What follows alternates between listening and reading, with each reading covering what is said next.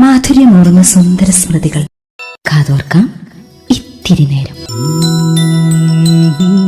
ഓർമ്മത്താളുകൾ. സഹജീവികളുടെ വേദനയിൽ അസ്വസ്ഥരായി പരിഹാരത്തിന് പരിശ്രമിക്കുന്ന ആർദ്രമായ മനസ്സ്, അലിവാർന്ന മനസ്സ് റമദാന്റെ മുഖമുദ്രയാണ്. അമ്മയോട് വിശദീകരിക്കുന്നത് കേട്ടു അത്രേ. അപ്പോൾ എന്താണെന്നല്ല വിശദീകരിച്ചത്? നോമ്പിന്റെയും പെരുന്നാളിന്റെയും വിശേഷങ്ങൾ തന്നെയാണ്.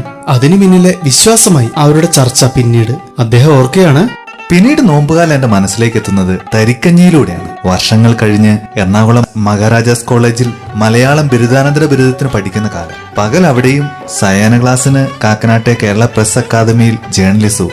ആകെ പഠനത്തിന് തിരക്കിൽ ഞെരുങ്ങിയ നാളുകൾ. പ്രസ് അക്കാദമിയിലെ ക്ലാസ് കഴിഞ്ഞ് രാത്രി ഹോസ്റ്റലിലെ സുഹൃത്തുക്കളുമൊത്ത് അത്താഴം കഴിക്കാൻ ഇറങ്ങി. ഇന്നത്തെ കാക്കനാടേ അല്ല അന്ന്. സിവിൽ സ്റ്റേഷൻ മാത്രം വന്നു കഴിഞ്ഞ ബഹുനില കെട്ടിടങ്ങൾ, എത്തിനോക്കാത്ത സെന്റിന് 30,000 ഒക്കെ വിലയുള്ള നാളുകൾ എന്ന് പറഞ്ഞാൽ മനസ്സിലാക്കാവുന്നതേയുള്ളൂ. നേരമിരുട്ടിയാൽ മുക്കിനും മൂലയിലും കുറുക്കന്മാരിറങ്ങും. അന്ന് കാക്കനാട്ട് ആകെയുള്ളത് സിവിൽ സ്റ്റേഷൻ ക്യാന്റീനും 2 ചെറുകിട ഹോട്ടലും മാത്രം. 8 മണി കഴിഞ്ഞാൽ അവയും പൂട്ടും. അത്താഴപ്പട്ടിണി കിടക്കാതിരിക്കാൻ ക്ലാസ് കഴിഞ്ഞ ഉടനെ പോയി ഹോട്ടലിൽ നിന്ന് എന്തെങ്കിലുമൊക്കെ മേടിക്കും. അദ്ദേഹം ഓർത്തു പോവുകയാണ്, ഇന്നത്തെ കാക്കനാടേ അല്ല അന്ന്.